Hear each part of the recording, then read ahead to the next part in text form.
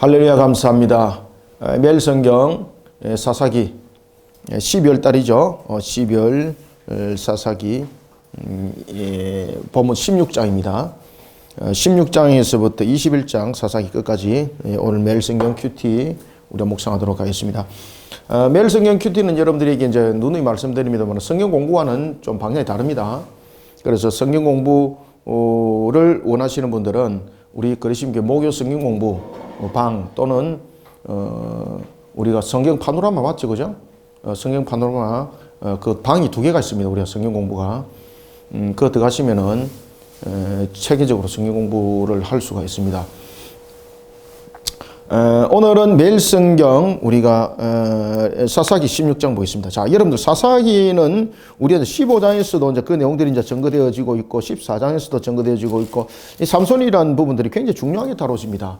그리고 이 삼손에 관한 사사기는 사사의 마지막 이 장면들이 이 속에 이제 펼쳐집니다.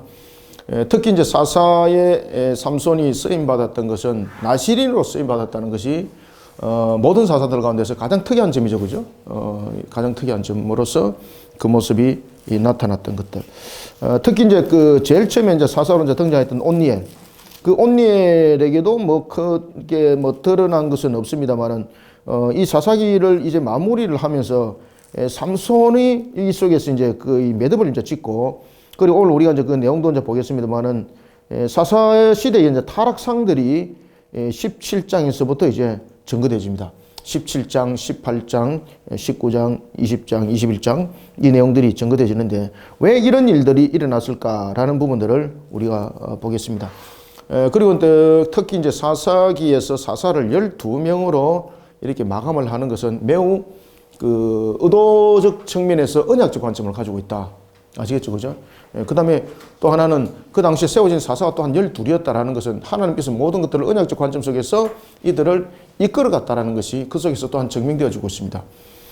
자, 이런 사사기, 우리가 이제 삼손에 대해서는 뭐 이미 지난주 시간에도 뭐 계속 이야기했기 때문에 바로 그냥 내용을 진행하도록 하겠습니다. 자, 오늘 이제 16장에서 보면은 삼손이 이 세속 속에 매우 그 찌들어 있는 모습들을 우리가 이제 볼 수가 있습니다. 16장 1절에 보면 삼손이 가사에 가서 거기서 누구를 보는 겁니까? 한 기생을 보고 그에게 들어가고, 자, 삼손이 여러분 보시면은 16장에서 두 여인에게 푹 빠집니다. 하나는 가사에 있는 기생이고 또 하나는 바로 우리가 영화에도 많이 등장하는 드릴라, 그죠? 드릴라. 이 두 여인의 그가 이 내용들이 펼쳐지는 것을 우리가 볼 수가 있습니다. 자, 이 세속의 유혹, 비록 나시린으로 태어났지만은 삼손 또한 죄성을 가지고 태어나죠. 그래서 모든 사람들은 우리가 뭐 성선설이다, 성악설이다 이런 부분들은 모두 다 뭐 교육적 측면에서 어떻게 우리가 회복이 될 수 있는가라는 것을 설명을 하고 있는데 실질 그렇지는 않습니다. 인간이 가지고 있는 이 죄악의 근본, 우리의 그 인류의 대표였던 아담의 그 범죄로 인하여서 증가되어진 이 죄성은 모든 인류를 부패하게 만들었고 타락하게 만들었고 하나님을 향해서 무지하게 만들었습니다. 그죠? 그러다 보니까 하나님을 대항하여서 두려움을 가지지 않는 거예요. 이런 세속의 유혹 속에서 제일 먼저 나타났던 것이 무엇이겠습니까? 신앙을 거부하는 것, 신앙을 거부. 자, 그러면 우리가 이제 제16장을 통해서 우리가 삼손의 내력을, 이력을 보면서 우리가 무엇을 묵상할 것인가? 세속의 유혹과 신앙의 거부, 회복. 세속의 유혹과 신앙의 회복에 대해서 우리가 묵상합시다. 우리가 세속에서 유혹당하고 그러면 넘어지면은 그 속에서 끝인가? 아니죠. 하나님께서 모든 것을 주관하심이라는 것이죠. 특히 우리가 사사기뿐만 아니라 우리가 언약적 사상들을 담고 있는 성경에서 계속해서 반복적으로 우리 속에 부각되어지고 있는 것은 하나님의 절대적 주권이라는 것을 항상 놓치면 안 된다는 것. 우리는 세속적 측면에서 유혹을 받습니다. 그렇지만 세속적 측면에서 유혹을 받을지라도 마귀가 우는 사자처럼 삼켜 먹을 자를 두루 찾아다닌다는 베드로전서 5장 8절의 말씀이 우리에게 증거해주고 있지만은 그 모든 것도 전부 다 하나님의 잠정적, 허용적 작정이다. 이 단어 반드시 기억해라. 그죠? 제가 늘 그 성경공부 시간에도 말씀을 많이 드렸죠. 그런 잠정적 허용적 작정 속에서 하나님이 우리에게 은혜를 베푸셔서 이 세속적 유혹 속에서 자신을 바라보게 하는 거예요. 그러면서 자신의 이런 타락함과 죄악상을 돌아보게 하고 그리고 돌아오게 하는 신앙의 회복을 회개를 통해서 일으키는데 이 장면들이 또한 사사기에 그대로 이렇게 등장합니다. 제일 먼저 우리가 이제 첫 번째 우리가 묵상할 것은 보십시오. 자, 삼손이 가사에 내려갑니다. 한 기생을 봅니다. 그리고 그 기생에게 푹 빠져버립니다. 오늘 본문에 보면은 2절에 가사 사람들에게 삼손이 왔다고 알려짐에 그들이 곧 그를 애워싸고 밤새도록 성문에 매복하고 밤새도록 조용히 하며 이르기를 새벽이 되거든 그를 죽이라 하였더라. 이 속에서 삼손이 또 생명의 위협을 받기도 하죠. 여인들을 통해서. 그리고 이제 삼손은 이 부분들을 또 극복을 합니다. 그리고 또 그 이후에 4절 한번 보십시오. 그 이후에 삼손이 또 누구를 또 알게 되는 겁니까? 삼손이 소래골짜기의 드릴라라 이름하는 여인을 사랑하며, 그죠? 이 드릴라라는 것은 이제 매달린 자 또는 약하게 하는 자라는 그런 부분들의 그 의미를 가지고 있는 드릴라.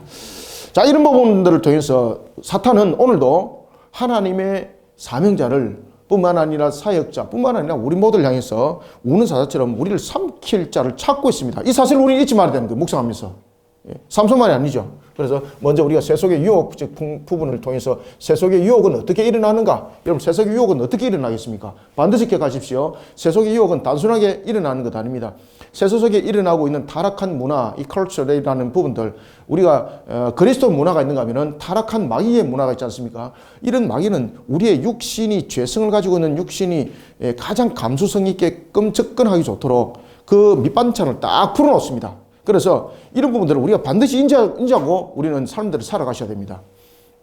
그래서 먼저 우리는 묵상할 것은 사탄은 오늘도 우는 사자처럼 자신이 삼킬 자를 찬다를 잊지 않아야 됩니다. 사탄은 우는 사자처럼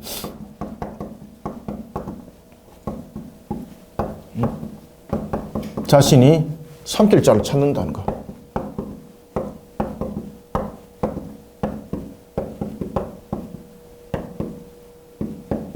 이 사실을 잊지 말아야 됩니다.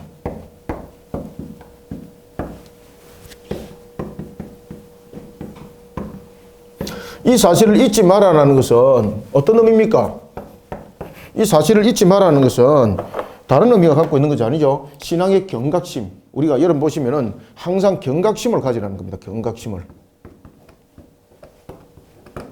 우리가 여러분들 이런 부분들을 그냥 우습게 넘겨버리면 안 됩니다.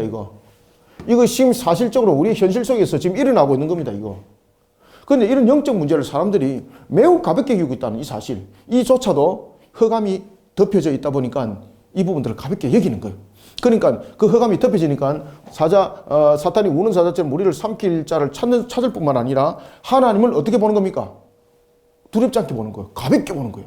그렇죠? 그래서 여러분 보시면은 왜 그 불신자들 가운데서도 보면은 아주 마귀의 행각들을 하는 무리들을 보면은 하나님을 얼마나 여러분 조롱하고 하나님을 마치 자신들의 아랫동생들 여기는 것처럼 말입니다. 그렇게 여기고 있지 않습니까? 이런 부분들이 전부 다 마귀에게 삼킴을 당해서 영적으로 그들이 마귀를 대변하는 역할을 하는 겁니다. 우리가 이제 여러분들 예언서에도 보면 그런 부분들이 많이 등장하죠. 그죠? 많이 등장합니다. 이런 부분들을 우리는 영적인 부분에서 경각심을 만약에 늦춰버리면은 세속에 삼켜 먹힘을 당합니다. 아무도 예외 없습니다. 아무도 예외 없습니다. 저도 예외가 되지 않습니다. 여러분도 예외가 되지 않습니다. 그래서 여러분들이 이런 부분에서 우리가 영적 경각심을 우리가 반드시 일으켜야 된다라는 것입니다. 자, 그 다음에 우리가 이제 두 번째는, 이 사사기를 통해서 삼손의 내용들을 통해서 우리가 이제 깨달아야 될 것은 뭔가 하면은 하나님의 거룩한 뜻입니다. 하나님의 거룩한 뜻에 무지한 자는요, 세속의 욕망에 무너짐을 당하게 된다는 겁니다. 하나님의 거룩한 뜻에 대해서 무지한 자. 그죠? 하나님의 뜻에 대해서 무지하게 되면은 세속의 욕망에 분명히 무너짐을 당합니다. 그래서 우리는 이 시대에 계속해서 우리가 세속의 유혹과 신앙의 회복을 받기 위해서는 어떻게 되겠습니까? 하나님의 거룩한 뜻을 알려고 노력해야 됩니다. 하나님의 거룩한 뜻을 알려고 노력해야 됩니다.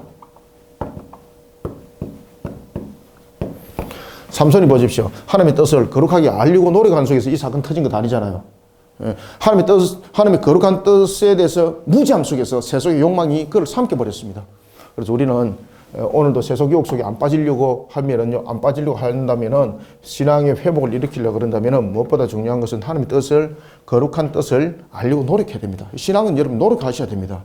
그래서 경각심은 거기서 나타나는 것이지 신앙은 노력 안 하고 그저 떡 먹듯이 하늘에서 비 내리듯이 그러지 않습니다. 신앙은 반드시 노력해야 됩니다. 이건 100%입니다. 100%. 신앙은 절대 누워있어도 되는 상태가 아닙니다. 우리가 감람나무를 하나님께서 허락했잖아요. 그럼 감람나무의 열매를 하나님께서 맛있는 것을 맺어 줬습니다. 그러면 그것을 따야 됩니다. 신앙은 반드시 노력이 있어야 됩니다. 신앙은. 아시겠죠? 그래서 나는 오늘도 이런 신앙의 노력을 하고 있는가? 신앙에 대해서 열심을 내세우고 있는가? 이때 신앙의 노력과 신앙의 열심은 하나님의 거룩한 뜻을 알아가는 것으로서 나타나야 되는 거예요. 그죠? 단순한 열심은 우리의 오히려 자아성을 해방시키게 되는 거죠. 그죠? 그것이 나중에 자만과 교만으로 나타나는 거지 않습니까? 신앙의 열심도 하나님의 거룩한 뜻을 알려고 노력해야 되는 것이지 그냥 단순한 신앙의 열심을 가게 되면은 이 또한 우리가 이 먹힘을 당하는 거예요. 이게. 아시겠습니까? 그 다음에 이제 세 번째는 우리가 이 삼손의 내용을 통해서 또한 우리가 묵상해야 될 것이 무엇입니까? 지금 삼손을 통해서 지금 우리가 묵상해야 될 것은 삼손이 들릴라를 만나면서 하나님의 뜻을 알려고 하는 그런 노력이 아니라 그가 말 그대로 그냥 하나님 앞에 무지한 자가 되어버리지 않습니까? 그러니까 잡아먹힘을 당한 거죠. 그 다음에 삼손이 회복될 때를 한번 보십시오. 자, 여러분들 삼손이 오늘 본문에 보면 이제 그 23절 이하에 보면 삼손이 이제 블레셋 사람들에게 잡혀서 어떻게 됩니까? 아주 조롱을 당하죠. 더 이상 힘을 쓸 수 없는 삼손. 그가 자신의 비밀을 드릴라에게 말을 해버리게 되는 거죠. 그래서 드릴라가 밤새 그 머리를 싹 밀어버리고 있을 때에 블레셋 사람들이 덮쳤지만은 삼손은 도저히 힘을 쓸 수가 없었더라. 그냥 큰 고기 덩어리에 불과한 모습이 되었더라. 그 속에서 그가 하나님으로부터 가르침 받는 거예요. 그러면서 그가 맷돌을 돌리는 노예가 되고 얼마나 처참합니까? 그러면서 마치 원형 경기장과 같은 그런 곳에 그가 조롱하는 자리에 마치 꼭두각시처럼 그가 세워지게 되는 겁니다. 얼마나 창피해 그죠? 그때 삼손이 어떻게 합니까? 회개하죠. 진실 때는 회개하죠. 그러면서 하나님께 기도하죠. 하나님 나에게 한 번의 기회를 주십시오. 그때에 성경은 말합니다. 하나님께서 회개하는 삼손의 그 기도를 들으시고 그에게 능력을 줬사 지금까지 삼손이 블레셋 사람들을 무너뜨린 것보다도 더 많은 그 블레셋의 우상 숭배자들을 그 원형 경기장에서 전부 다 그 기둥을 뽑아가지고 다 무너지게 만들어서 전부 다 익사하게 만드는 그 사건. 그 사건이 이제 마지막으로 정리됩니다. 따라서 우리는 세속의 유혹과 신앙의 회복은 무엇보다 중요한 것은 여러분들 보시면요. 우리가 거룩한 뜻을 알아가는 부분에서 노력도 해야 되는 것이죠. 그런가 하면 또한 우리가 잘못되어서 곁길로 가는 경우도 있습니다. 노력함에도 불구하고 그때 반드시 여러분 우리에게 기억해야 될 것은 뭔가 회개신앙입니다. 회개신앙. 그래서 우리가 성화 과정 속에서 제일 중요한 것이 무엇입니까? 이 성화 과정 속에서 우리가 이뤄가야 될 것 가운데 제일 중요한 것이 회개신앙입니다. 회개신앙. 회개신앙. 이거 회개신앙을 단순하게 보시면 안 됩니다. 이 회개신앙이 하나님께서 우리에게 주신 은혜의 수단입니다. 이게. 은혜의 수단입니다. 따라서 회개신앙으로 영적 회복을 일으키는 최고의 승리자들이 되시길 바랍니다. 회개의 신앙으로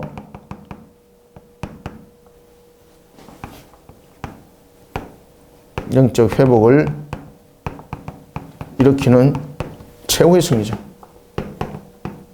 최고의 승리자가 되어야 된다.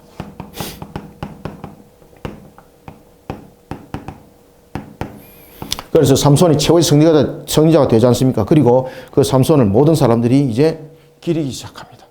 자, 이러면서 이제 사사기 16장 맞죠? 그죠? 오케이. 예, 16장이 이제 끝나고 17장부터는 이제 무엇이 전개되는 겁니까? 사사시대에 일어났던 대표적 타락상을 말하고 있습니다. 그래서 17장까지는 시대의 흐름 속에 왔다면, 16장까지는 시대의 흐름 속에 왔다면 17장부터 21장까지는 다시 앞으로 가는 겁니다. 사사시대에 대표적인 영적 타락이 있었는데 그 영적 타락이 무엇인가 우리에게 조명해 주고 있습니다. 사사시대에 제일 나타났던 영적 타락 가운데서 대표적인 것이 무엇이겠습니까? 하나님을 향한 신앙입니다. 하나님을 향한 신앙. 하나님을 향한 신앙이 그냥 땅바닥에 떨어지니까 전부 다 타락이 일어난 겁니다. 그래서 이 속에서 우리가 반드시 기억해야 될 16장 속에서 일어났던 삼손의 그 사건, 삼손이 기생과에 일어났던 사건, 드릴라와 일어났던 사건, 그 속에 세속의 유혹 속에 빠진 거고 마귀에게 잡혀먹힘을 당하지 않습니까? 그 대표적인 것이 무엇입니까? 하나님의 거룩한 뜻을 알아가는 일에 노력하지 않았죠. 그죠? 그리고 그가 회복을 받았죠. 어떻게? 회개신앙으로. 자, 이런 속에 17장이 내용들이 전개되어지고 있습니다. 그래서 이제 17장의 내용 속에 보면은 대표적으로 우리가 이스라엘의 12지파 가운데서 일어났던 내분의 전쟁의 이제 초점들이 점점 전개되어지고 있습니다. 그리고 또한 하나님께서 허락하신 12지파의 기업들이 있습니다. 12지파의 기업들 가운데서 어떤 지파들은 보면은 산에 형성이 되어 있고 또한 어떤 지파들은 또한 전력에 형성되어 있고 이런 부분이 되다 보니까 특히 단 지파 같은 경우는 자신들이 산악지대 속에 이렇게 있다 보니까 야, 이거 힘들거든요. 힘들거든요. 그러니까 자신들이 하나님께서 허락하신 그 기업을 차지하지 아니하고 어떻게 합니까? 자신들이 편법을 쓰는 거예요. 편법을 써서 자신들의 눈에 보기 좋은 곳을 찾아다니는 거예요. 이 속에서 타락이 일어나는 겁니다.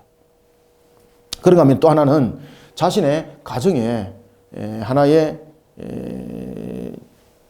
인과응보적 모습 속에서 담겨있던 한 가정이 있습니다. 그 한 가정. 기복적 신앙 속에 푹 빠져있던 한 가정. 그러면서 이 가정이 하나님을 향한 신앙을 우상 숭배적 요소처럼 이들이 사용하게 되는 속에 영적 타락이 일어나는 것. 이런 부분들이 이제 대표적 사건이 있었고, 그 다음 또 하나는 이제 제사장 사건, 레위인 사건이 있죠. 그죠? 레위인이 처벌됐다는 사실. 이거는 전부 다 여러분들 하나님의 말씀 속에 있으면서 종교 행위 속에 자신의 지위와 역할을 팔아먹은 자죠. 그런 속에 대민족의 환란이 그 속에 임하게 됩니다. 첩을 나중에 12동아리를 내게 되는 거죠. 그러면서 베냐민 지파가 그 속에서 몰락을 당하는 역사. 그것이 이제 21장까지 전부 다 내용입니다. 그래서 제가 지금 여러분들에게 17장부터 21장까지 내용을 싹 다 이야기를 다 해드린 거예요.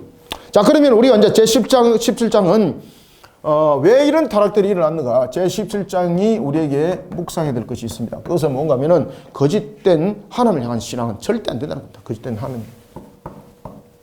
거짓된 하나님을 향한 신앙.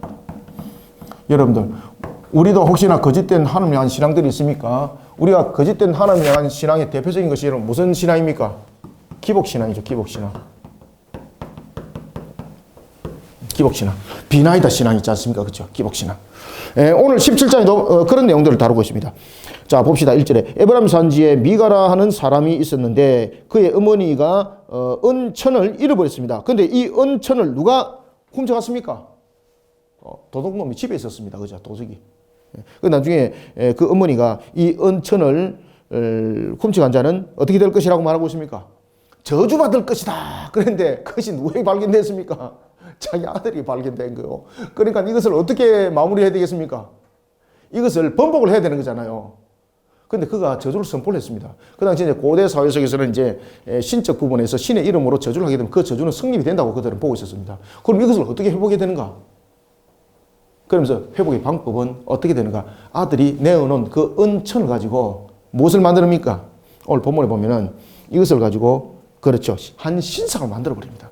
한 신상을 만들면서 그 저주를 회복시키는 그 길들을 선택을 하는 거예요. 아주 신앙들이 웃기죠. 그죠? 이런 모습.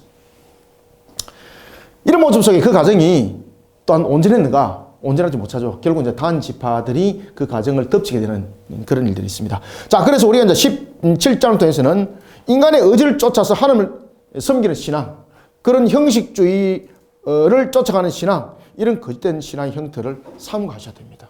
우리는 거짓된 신앙 속에서 우리를 세우지 않기 위해서는 어떻게 해야 되겠습니까? 인간적 의지를 쫓아가는 하나님을 섬기는 신앙을 해서는 안 됩니다.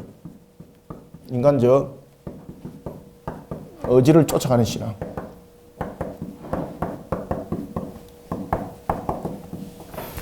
인간적 의지를 쫓아가는 신앙. 그 다음에는 또한 무엇입니까?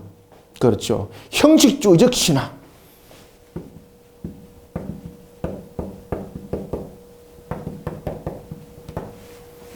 이런 모습 속에 세워두면 안 됩니다. 이런 신앙을 타파해야 됩니다. 이런 신앙을 타파하지 못하면 결국은 우리도 거짓된 하나님의 한 신앙 속에 빠집니다. 여러분들. 그 다음에 두 번째, 우리가 제17장을 통해서 또한 묵상하셔야 될 것은 뭔가 하면은 믿음을 생계수단으로 또한 삼으면 안 됩니다. 자, 여러분 보십시오. 지금 여기서 에브라임에 대한 에브라임 산지에 미가라는 한 사람이 있었습니다. 자, 그런데 여기서 이제 누가 등장합니까? 7절 한번 보세요. 야, 이 재밌습니다, 이거. 6절에 보면은 그때에는 이스라엘이 왕이 없으므로 사람마다 누구 소견대로? 그렇지. 자기 소견에 옳은 대로 행하였는데 이때 이제 7절에 보면은 유다 가족에 속한 유다 베들레헴의 한 청년이 있었으니 그는 누구다? 그렇죠. 그 당시에 여러분 레위인들은 자신들이 거주할 48성읍이 있었죠. 근데 이 사람은 그 성읍에 지금 거주하지 않았다는 이야기죠. 그러니까 다시 말하면은 자신의 레위인으로서 자신의 직무와 의무를 어떻게 다는 자입니까? 그렇죠. 유기한 자, 태만한 자, 태만한 자. 한 청년이 레위인이었는데 그가 8절 그 사람이 거주할 곳을 찾고자 이 거주할 곳을 찾고자가 아니죠. 그러면서 그가 갖고 있던 곳이 어디입니까? 에브라임 산지. 그리고 그가 갔던 곳이 어디입니까? 미가의 집. 자, 여러분들 여기서 이제 머릿속에 딱 떠오르는 것이 있죠. 그죠? 믿음을 생계 수단으로 삼으면 안 됩니다. 그죠? 신앙을 생계 수단으로 삼는 것이 아니라 그다음에 자신이 주어진 직분을 생계 수단으로 삼으면 안 됩니다. 그래서 믿음과 직분을 믿음 또는 자신의 주어진 직분이죠. 믿음 또는 직분을 자신의 생계 수단으로 삼으면 안 됩니다.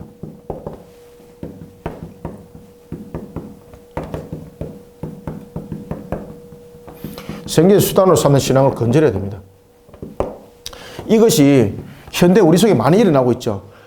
특히 여러분 영업하시는 분들 보면 작은 교회를 등록을 잘하던가요? 안 그러면 큰 교회를 등록을 잘하던가요? 큰 교회. 왜 큰 교회 등록하죠? 그 사람들이? 그렇죠. 생계수단입니다. 생계수단. 그죠. 그런 일들이 다는 아니지만은 개 중에 그런 분들이 계십니다. 특히 이제 팔로를 찾는 영업을 하시는 분들 보면은 큰 교회 사람들이 많은 곳에 갑니다. 교인들이 얼마 정도 됩니까? 이렇게 물어보고. 왜? 그러니까 그런 분들은 믿음을 자신의 생계수단으로 삼습니다. 그리고 또한 어떤 사람들은 자신이 권사다, 자신이 장로다, 그러면서 이 장로와 권사의 직분을 가지고 영업을 하는 사람도 있습니다. 여러분 아시겠습니까? 제 핸드폰에도 그런 메시지 많이 날라옵니다. 연말 되면은. 많이 날라옵니다. 어디서 제 전화번호를 따갖고 오는지는 모르겠지만, 그러면서 영업 메시지들이 엄청 옵니다. 여러분들, 믿음을, 직분을 자신의 생계수단으로 삼으면은 거짓된 하나님의 신앙 속에 무너짐을 당합니다. 오늘 본문에 등장하고 있는 바로 미가의 집에 나타났던 제사장, 그리고 미가의 집의 그 가축들과 똑같은 모습들이 되는 겁니다. 자, 그 다음에 이제 세 번째는 이런 거짓된 신앙 속에서 대표적으로 우리가 무너지는 것이 무엇입니까? 물질이 주는 그러한 복이죠. 물질의 복을 추구하는 기복주의, 우상숭배의 거짓된 신앙 형태를 깨뜨려야 됩니다. 물질이 주는 기복주의.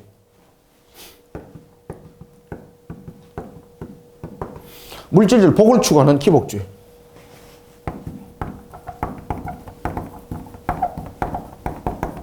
기복주의. 기복주의를 건절시켜야 됩니다.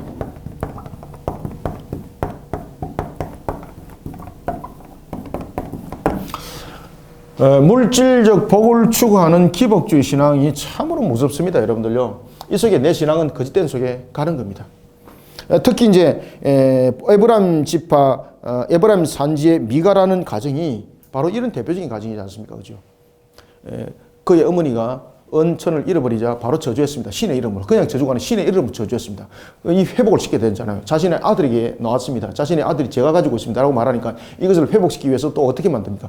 그 은을 녹여서 신상을 만들면서 그 아들의 복을 빌죠. 그때 그 아들의 복을 빌 때 누구 이름으로 복을 빕니까? 놀라운 것은 여호와의 이름으로 복을 빕니다. 여호와 이름으로. 그죠? 그러면서 그들이 그 가정에 신상을 만들어 놓은 이유가 무엇입니까? 물질적 복추구입니다. 물질적 복추구. 이거는 여러분들요, 바알과 아세라 신을 섬기는 것과 똑같은 겁니다. 그냥 이름만 그냥 바꿨을 뿐입니다. 그래서 우리가 이란 속에 우리가 빠져버리게 되면 소망과 희망 없습니다. 자, 이런 부분들을 우리가 17장에서 잘 묵상하셔야 됩니다. 그래서 이제 16장과 17장은 우리가 신앙적 측면에서 우리로 하여금 조명하기 매우 좋은 성경의 그 본문들을 가지고 있습니다. 그래서 역사적 사항들은 우리가 공부를 하면서 또 우리가 밝혀야 되겠지만은 그러지 아니한 것들은 또 묵상을 통해서 우리의 신앙들을 견인해 나가는 측면의 묵상들이 또 필요하죠. 그래서 17장, 16장, 17장은 이런 식으로 여러분들이 묵상을 해주시고요. 그 다음에 이제 18장은 우리가 중심적으로 무엇을 묵상해야 될까? 제 18장. 자, 제18장에 이제 계속해서 미가와 이제 단지파가 이제 형성이 됩니다. 그죠? 단지파도 제가 앞에 서두에 말씀드렸죠. 분명히 하나님께서 기업을 허락하셨는데 이 다한지파가 어찌 되는가 하면은 다한지파가 이게 이제 지중해라 그러면은 다한지파가 있어야 될 이 지역에서 이들이 이 지역을 산지가 되니까 차지하지 않으려고 그러는 겁니다. 그러면서 그들이 나중에 어떻게 됩니까? 가는 곳에 자신들이 보기 좋은 곳을 차지하기 시작하는 겁니다. 그러면서 나중에 다한지파가 어디로 올라갑니까? 북쪽 끝에 나중에 올라갑니다. 북쪽 끝에. 그래서 다한지파 기업이 나중에 요 북쪽 끝 지역에 이쪽에 형성이 되는 것. 하나님께서 만약에 허락하신 것이 있다면은 우리의 눈으로 볼 때에 산지면은 거칠잖아요. 그런데 여러분들 산지가 힘들다 거칠다고 포기하지 마십시오. 그 속에 최고의 보화들이 있습니다. 제가 그 새벽기도 때 이런 이야기를 했습니다. 우리가 정말로 믿음 신앙이 있는 자라면은 하나님께서 우리에게 정말로 축복하셨다면은 정말로 시험을 한번 해봐라. 정말로 우리가 믿음 신앙 속에서 길 없는 산꼭대기에 식당 한번 지어봐라. 되나 안 되나? 안 되잖아, 그죠? 근데 여러분들 하나님께서 소문 내주시면 믿음 신앙 속에서 소문이 나면은 산길이 길이 없더라도 오게 되어 있습니다, 여러분들요. 우리에게는 너무나도 중요한 것은 믿음의 신앙이에요, 믿음의 신앙. 그리고 정확한 믿음의 신앙. 이런 부분들이 또한 요행을 바라는 신앙으로 돼서는 안 되는 거죠. 하나님을 저버리는 폐역한 세상. 이런 부분들은 끄란 전능하신 하나님을 발견하지 못하게 하고 전지하신 하나님을 발견하지 못하게 하고 그리고 절대 주권자 되신 하나님을 아예 다 쥐어버리는 거예요. 자, 이런 속에 미가와 다한지파가 충돌을 합니다. 그죠? 다한지파도 그런 하나님을 보지 못하고 자신들의 속인에 자신들의 눈에 좋은 대로 지금 그 문제들을 풀어나가는 거예요. 그 풀어나가다 보니까 자신들의 기업을 만들기 위해서 누구를 해칩니까? 결국은 자신의 민족들을 피 빨아먹는 이 거머리가 되는 거예요. 거머리가. 18장 보시면은 1절 그때 이스라엘의 왕이 없었고 다한지파는 그때 거주할 기업의 땅을 구하는 중이었으니 여러분들 기업을 구하는 땅을 구하는 중이었으니 이게 얼마나 이 불신앙입니까? 그죠? 이미 하나님께서 허락하신 기업을 포기했다 이 말입니다. 이게. 그러면 하나님을 안 믿는다는 이야기예요. 절대 주권자 되신 하나님을 안 믿는다는 이야기예요. 산지를 준 것에 대해서 불평을 하고 포기를 했다는 이야기예요. 그죠? 여러분 산지 속에서 정말 검은 보화가 나타납니다. 길이 없는 곳에도 하나님께서 소문나게 하시면 여러분들요. 뭐 헬기 타고라도 그 짜장면 먹으러 오는 거 여러분 아시고 계시는가 모르겠습니다. 그때 거주할 기업의 땅을 구하는 중이었으니 이는 그들이 이스라엘 지파 중에서 그때까지 기업을 분배받지 못하였습니다. 이 분배받지 못했다는 것은 하나님께서 허락하신 그 기업을 포기했다는 겁니다. 이거. 자, 우리는 18장을 통해서 우리는 묵상해야 될 것을 하나님을 저버리는 그런 폐역한 삶과 신앙은 절대 여러분들 우리 속에 일어나면 안 됩니다. 묵상해야 될 것. 하나님을 저버리는 폐역한 삶과 신앙. 하나님을 저버리는 폐역한 삶과 신앙은 어떻게 되는가?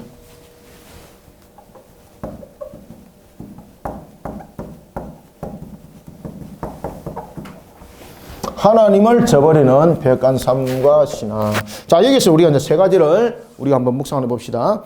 세 가지. 첫 번째, 하나님에 대한 언약을 확신해야 됩니다. 하나님에 대한 언약을 확신하지 못하니까 하나님을 저버리는 거예요. 하나님이 우리를 향하여서 언약했습니다. 천국에 관해서 언약했습니다. 확신을 가져야 됩니다. 그래야만 이 땅을 살아가면서 우리가 정말로 누구보다도 소망과 희망 가운데 살아갈 수 있는 그런 우리의 기본적 자세들이 만들어지는 겁니다. 그래서 세상 속에 무너지지 마시기 바랍니다. 따라서 우리가 하나님에 대한 언약을 확신하지 못하는 신앙은 폐역한 삶을 쫓아갈 수밖에 없습니다. 그래서 우리는 하나님께서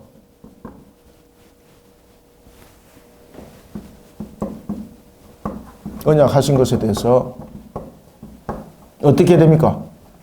그렇죠. 확신하는 신앙을 가져야 됩니다. 이 신앙을 안 가지면 무너집니다, 여러분들요. 그러면 하나님을 저버리는 폐역한 삶과 신앙 살아가는 겁니다, 이거. 지금 단지파처럼 되는 겁니다. 그죠? 결국은 민족 피 빨아먹고. 그리고 나중에는 하나님께서 허락하신 그 기업을 떠나버리고 저 북쪽 끝에 가버립니다. 그러면서 여러분 단지파가 우상 숭배 속에 완전히 빠져버립니다. 여로보암 2세가 우상 숭배 제단을 살 때 어디에 샀습니까? 베델과 단. 그죠? 베델과 단. 자, 세상에 하나님을 저버린 폐역한 삶의 신앙 속에 또 나타나는 것 가운데서 두 번째는 뭔가 하면 세상에 허탄한 것. 세상에 허탄한 것에 집착하면 안 됩니다. 세상에 허탄한 것에 집착하는 삶은요, 마귀의 올무에 반드시 붙잡히게 되고 하나님을 보지 못하게 됩니다. 우리는 하나님을 저버리는 폐역한 삶과 신앙을 살지 않게 해서는 하나님께서 허락하신 것에 대해서 확신하는 신앙을 가져야 되는 것이고, 두 번째는 세상에 허탄한 것에 집착하지 않아야 됩니다.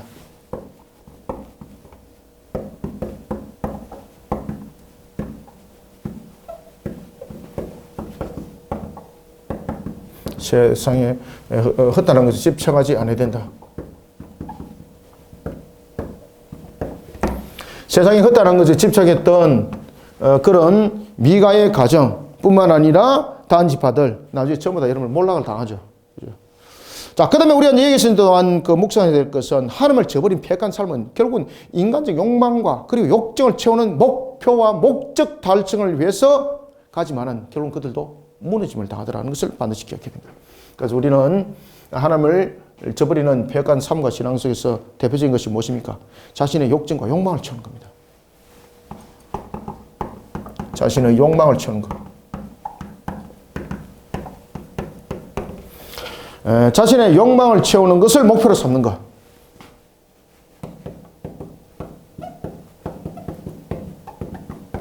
목적과 목표는 어떻게 됩니까? 반드시 무너집니다.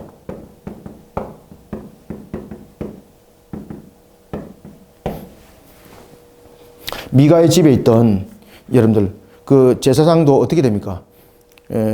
그도 결국은 단지파에게 붙잡혀가지고 단지파가 보니까 오 그래 너 제사장이구나 우리를 따라와 그러면서 단지파가 그거를 데리고 자신들이 원하는 곳에 이제 데려가는 그런 부분들 참 허무하지 않습니까? 그렇죠?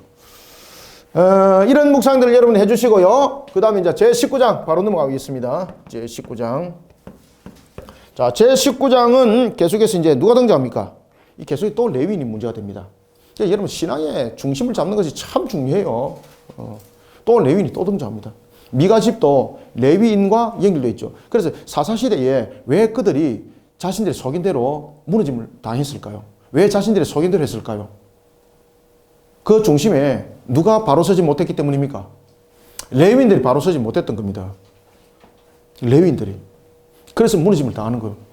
바른 가르침을 주지 못하는 영적 지도자가 온전히 바로 세우지 못하는 그 역할들이 얼마나 중요한지 모릅니다. 우리나라도 마찬가지입니다.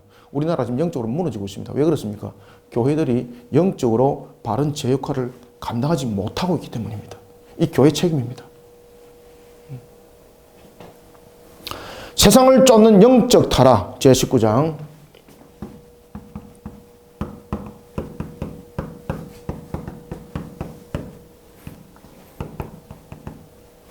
세상을 쫓아가는 이 영적 타락 속에서 레위인 보십시오. 이 레위인이 첩을 거느리고 있습니다. 벌써 하나님 말씀에 그는 스스로 순종하지 않는 자들이죠. 그죠? 세상을 쫓는 그러한 영적 추구를 하고 있습니다. 세상을 쫓는 일에 자신의 직분을 팔아먹고 있습니다. 그러면서 여러분 보시면은 이 레위인이 제사장이 가난할까요? 부자일까요? 아주 부자입니다. 부자입니다. 그죠? 자신의 종을 두고, 첩을 두고. 이런 여러분 타락한 이런 영적 구조가 왜 생겨났습니까? 하나님께서는 우리에게 필요를 더하여 주시고, 또한 우리에게 모든 것을 허락하면, 우리로 하여금 신앙으로 바로 세워나감이고, 그리고 하나님을 기쁘게 하는 속에서 우리의 전부 다 허락하심이지 않습니까? 그런데 세상을 쫓아가는 속에 그 유익함을 이제 자신이 탐욕과 자신의 탐익을 위해서 채워나가다 보니까 그 곳간이 썩어나가기 시작하는 겁니다. 영적 타락이 거기서 생기는 거예요. 자, 우리는 19장을 통해서 이제 첫 번째, 세상을 쫓는 영적 타락은 하나님의 영광보다 세상으로부터 인정받기를 원하지만은 세상을 쫓는 영적 타락은 결국은 거짓된 삶으로 하나님 앞에 살아가는 것밖에 안 되지 않습니다. 세상을 쫓는 영적 타락은 하나님의 영광보다도 세상으로부터 인정받기를 원합니다. 그러면서 그들은 육적 쾌락을 추구합니다. 거짓된 삶을 하나님 앞에 살아가는 것이 절대 복되지 못했다는 것을 나중에 알게 됩니다. 따라서 우리는 세상을 쫓는 영적 타락 속에서 제일 먼저 나타나는 것, 우리 스스로도 점검해 봐야 됩니다. 우리는 어떤 레위인과 그의 첩, 레위인이 부약의 부자로 살았습니다. 첩을 뒀습니다. 이 전부 다 불법과 탈법이었거든요. 하나님 앞에 불의함이었거든요. 그래서 세상을 쫓는 영적 타락은 우리 속에 절대 유익을 주지 못합니다.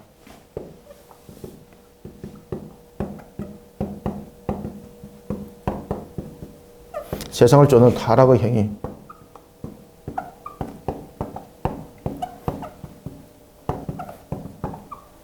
세상을 쫓는 타락 행위를 반드시 금해야 됩니다. 세상을 따르다 보면은 우리가 하나님의 영광보다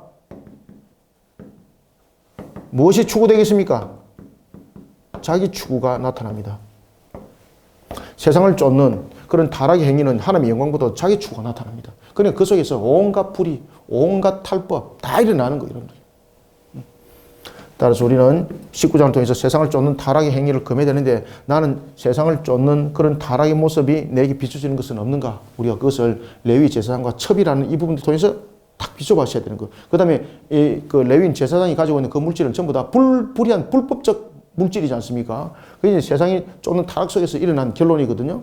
나에게는 그런 모습들이 없는가? 우리가 비춰보는 그런 묵상이 되어야 됩니다. 그 다음에 두 번째, 우리가 제19장을 통해서 또한 묵상해야 될 것은 뭔가 하면 세상을 쫓는 영적 타락은 결국은 성을 통해서 자신의 정욕을 불태우는 그런 만족의 도구. 그렇지만 이 또한 하나님을 욕되게 한다는 거예요. 자, 여러분, 제사장이 첩을 뒀습니다. 이 속에는 세상을 쫓는 그런 타락의 행위도 있었고 그 속에는 또 무엇이 또 있습니까? 성에 대한 추구가 있죠. 성에 대한 추구. 이 성에 대한 추구가 자기에게만 끝나지 않았습니다. 그 당시에 그가 돌아오면서 한 곳에 머물게 됩니다. 자, 9절 보시면은 그 사람이 첩과 하인과 더불어 일어나 떠나고자 하면서 이제 떠났습니다.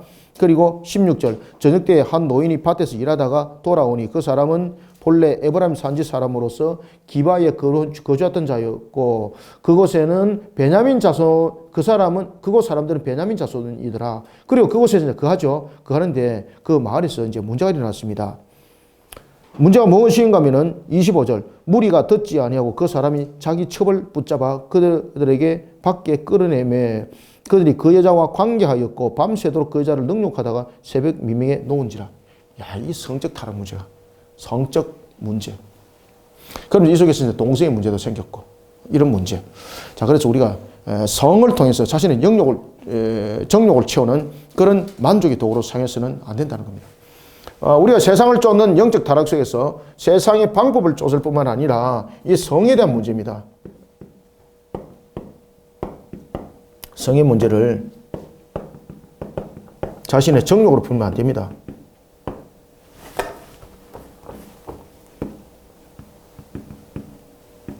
정욕으로 접근하면 안 됩니다.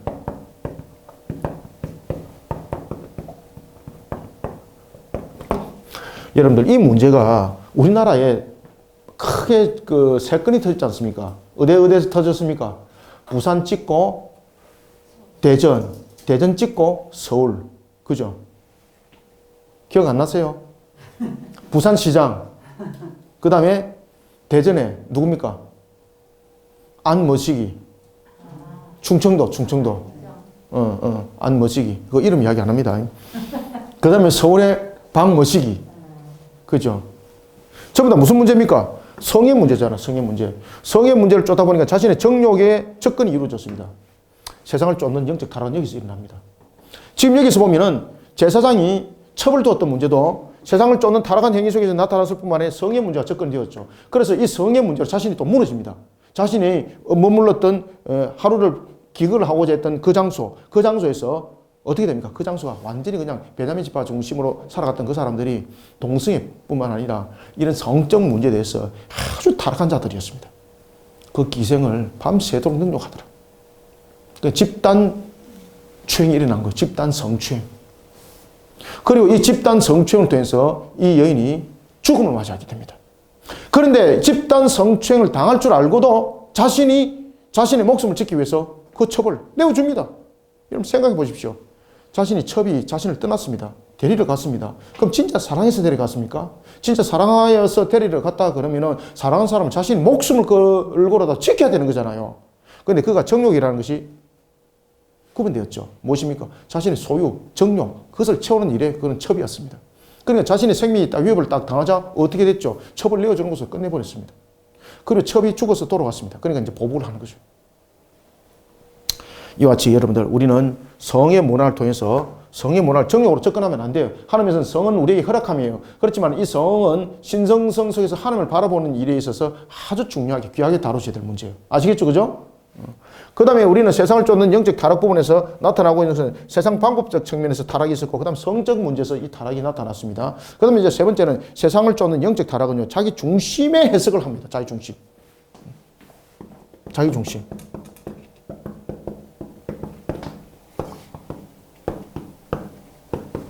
자기 중심의 해석을 통해서 분열을 조장하지 말아야 됩니다.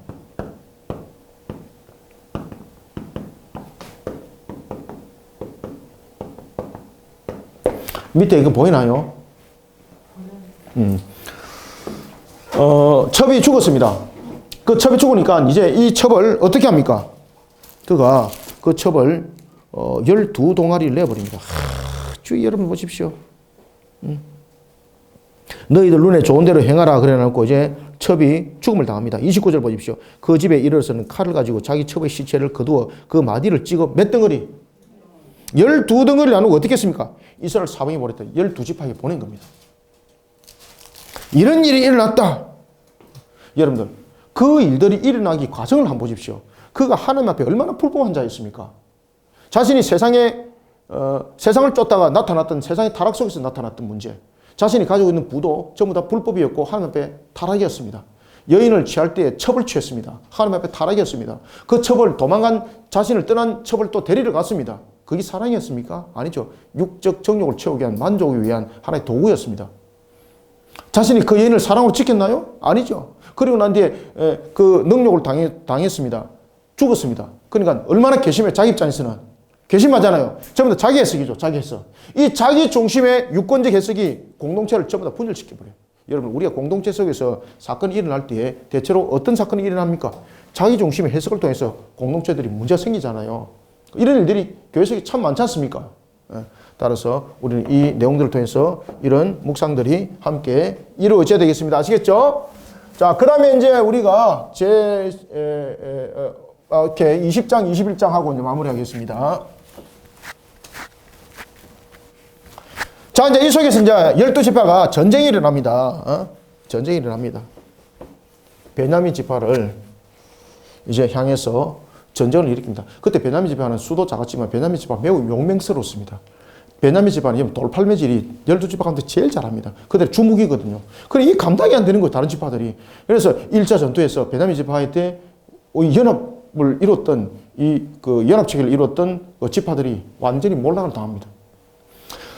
그러면서 자신들을 스스로 깨우쳐야 되는데 하나님의 음성을 듣지 못합니다. 또다시 공격을 합니다. 또다시 실패를 합니다. 나중에는 결국은 성공을 하게 되는데 그 속에 자신들에게 남은 것은 전부 다 상처밖에 남지 않았습니다. 전부 다 상처밖에 남지 않습니다. 자, 우리는 20장을 통해서 우리가 묵상해야 될 것은 신앙의 실패가 불러오는 타락. 이걸 반드시 묵상해 주셔야 됩니다. 제 20장. 신앙의 실패를 불러오는 타락.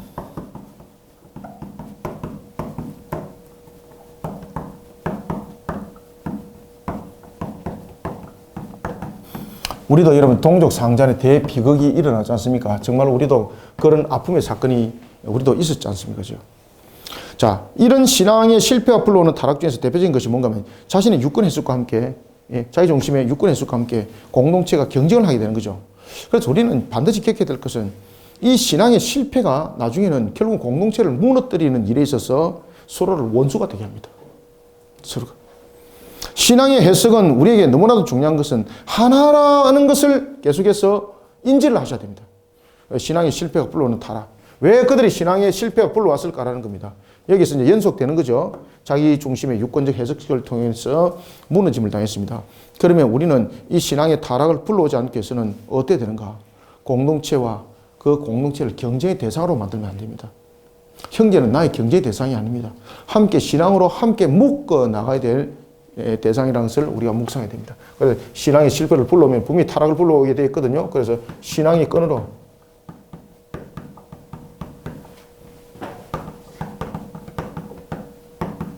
하나를 묶어가는 신앙의 자세를 가져야 됩니다.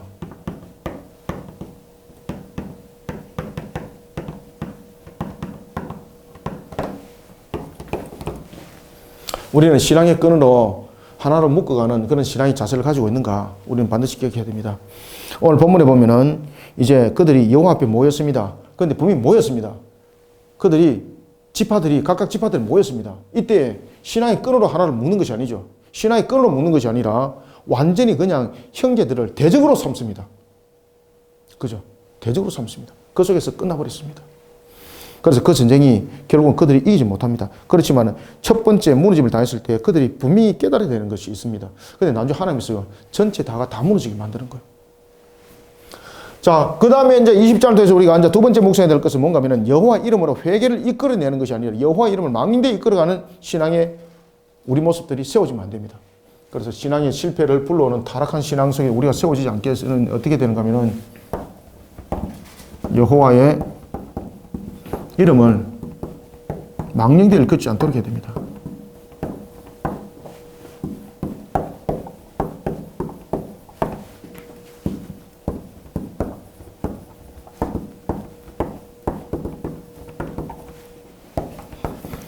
지금 베냐민 지파를 무너뜨리기 위해서 이들이 모였습니다. 누구의 이름으로 지금 전쟁합니까? 그렇죠. 이 되게 웃깁니다. 여기 뭐 여러분들 보시면 여기에 대해서도 그들이 이제 전쟁에서 패전했습니다. 이들이 모든 것들을 보면은 여호와의 이름으로서 전부 다 이 모든 전쟁들을 펼쳐 나오고 있는 것을 우리가 볼 수 있는 거예요.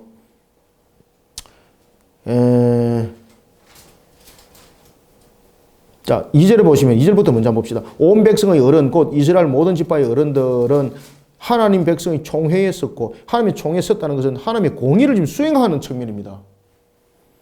칼을 빼는 보병은 40만이었더라. 그런데 이 부분들이 누구를 치는 겁니까? 이 지금 레위인의 제사장이 지금 문제점들이 이 속에서 먼저 발각이 되어야 됩니다. 이것은 베냐민 지파의 문제를 따지기 전에 먼저 제사장의 이 모습을 가지고 지금 여러분 보십시오. 뭐가 섰습니까? 지금 총회가 세워졌잖아요. 총회가 세워지면은 이 부분들이 어떻게 일어났는가 사건 조사를 잘해야 되는 거잖아요. 지금 사건 조사를 어떻게 하고 있습니까? 지금 제사장이 타락한 것을 보지 않습니다. 처벌뒀다는 문제, 그 다음에 그에 대한 소유에 대한 문제, 그가 몸을 12로 나누어서 동족 상잔의 비극을 일으키는 계기를 만들었던 이 부분에 대해서 오히려 징책을 해야 되는 거잖아요. 근데 그렇게 하지 못하고 신앙의 실패를 불러왔습니다. 왜 그랬습니까? 이 총회가 결국은 자신들의 모습을 만들어가는 거예요. 여호와 이름을 망령되이 일컫는 그런 일들을 단행했던 거죠. 우리 절대 이렇게 돼서는 안 됩니다. 그 다음에 우리가 이제 20장을 통해서 우리가 묵상해야 될 것은 뭔가 하면 자신들의 허물, 무엇보다도 중요한 것은 여러분 우리가 중요한 것은 자신들의 허물입니다. 자신들의 허물을 돌아보기보다는 이기는 것에 집착하는 신앙 돼서는 안 됩니다. 이기는 것에 집착하는 신앙.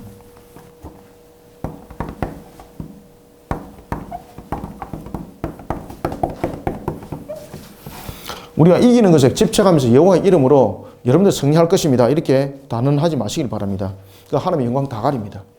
이런 부분들이 우리가 20장에서 묵상돼야 됩니다. 그래서 이기는 것에 집착하는 신앙은 결국은 신앙의 실패를 불러왔습니다. 그죠? 이런 부분들을 우리 모습 속에서 우리가 함께 비교해보고 또한 우리가 우리 신앙들을 대조해볼 필요가 있다는 사실입니다. 자, 이제는 마지막으로 21장 묵상합시다. 자, 여러분들 그들이 이제 베냐민 지파가 이제 거의 몰락할 단계가 되었고 나중에 이제 정신 차려 보니까 베냐민 지파가 없어져 버린 거예요. 그러면 하나님의 언약적 관점에서 자신들이 큰 잘못을 범했다는 것을 그들이 알게 되는 거죠.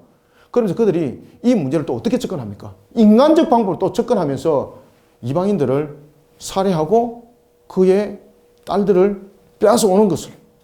그런가 하면 또한 보찜이라는 부분들을 문화를 만드는 거예요. 베냐민 지파에게 허락함이죠. 여러 가지 이제 그 제가 있는 날에는 밤에 가서 보찜을 통해서 여인들을 보쌈을 해갖고 오면은 그것을 자신들의 아내로 맞이할 수 있는 그런 문화를 만들어 간 거죠. 참 이게 참 문제가 불거집니다. 그래서 여러분 신앙의 실패는요 결국은 악순환을 불러온다는 것을 반드시 기억해야 됩니다. 제21장 마지막으로 우리가 묵상해야 될 것은 신앙의 실패가 불러오는 악순환.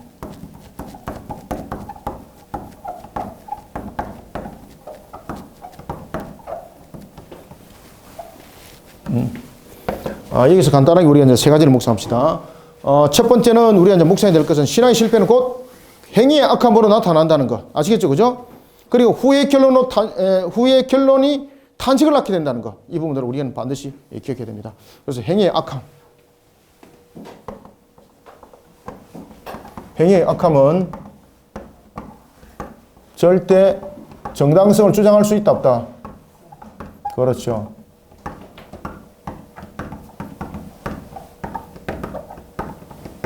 그들이 베냐민 지파에 이제 수를 채우기 위해서 행했던 그 행위 절대 정당성 없습니다. 그 전부 다 하나님 앞에 죄입니다. 이거 전부 다. 남의 가정 허물면서 보쌈해오고 그 다음에 이방인들이라 그래서 그냥 학살하고 그들의 여인들을 취해오고 이거 여러분 정당성 없습니다. 이거. 자신의 지파를 유지하기 위해서 전부 다 하나님의 영광 다 가리는 거예요. 이런 신앙의 실패는 이런 악순환을 가지고 와요. 여러분들. 그 다음에 두 번째 우리가 묵상해야 될 것은 뭔가 하면 신앙의 실패는 결국 무엇을 자신의 악함을 보지 못하고 자신의 서원대로 행동하는 악순환을 불러와요. 자신의 악함을 보지 못하고 자기 속인 대로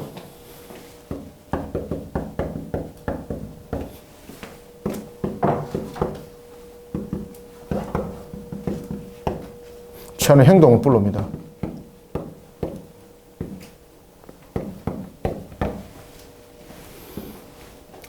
우리는 행위의 악함에 절대 정당성이 없다는 거 아시겠죠? 이거 묵상하셔야 됩니다. 그 다음에 자신의 악함을 돌아보지 못하고 자기의 속인대로 취하는 행동, 이 부분들은 신앙의 실패 속에서 악순환을 불러옵니다. 지나는 행동은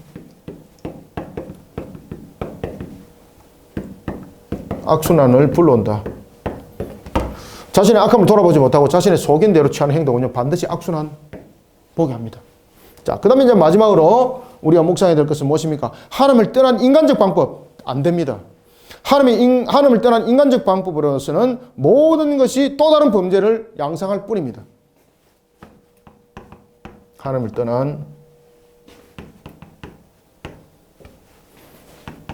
인간적 방법은 또 다른 범죄를 불러올 뿐이다.